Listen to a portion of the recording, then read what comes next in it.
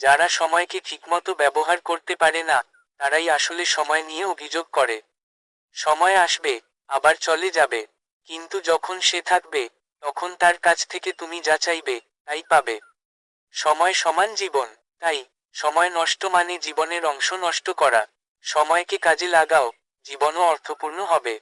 সাধারণ মানুষ সময় কাটানোর চেষ্টা করে, অসাধারণ মানুষ সময়কে কাজে লাগানোর চেষ্টা করে।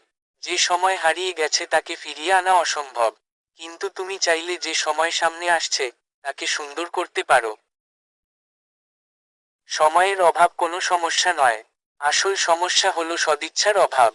প্রতিটি মানুষের দিনই 24 ঘন্টার। কোনো কিছুর জন্যই তোমার হাতে যথেষ্ট সময় থাকবে না। যদি কোনো কিছু তোমার কাছে গুরুত্বপূর্ণ হয়, তবে অন্য জিনিস করা বাদ দিয়ে সময় বের করে নাও। সাধারণ মানুষ সময়ের চলে যাওয়াকে তেমন গুরুত্ব দেয় না। বুদ্ধিমান মানুষ এর সাথে ছুটতে চায়। দেয়ালের দিকে তাকিয়ে সময় নষ্ট করো না।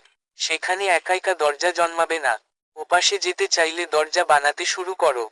সময়কে যদি ঠিকমতো ব্যবহার করা যায়, তবে কেউই সময় নিয়ে অভিযোগ করবে না। তুমি যদি সময়কে ঠিকমতো ব্যবহার করো, তবে কাজের পরিমাণ দেখে তুমি নিজেই অবাক হয়ে যাবে।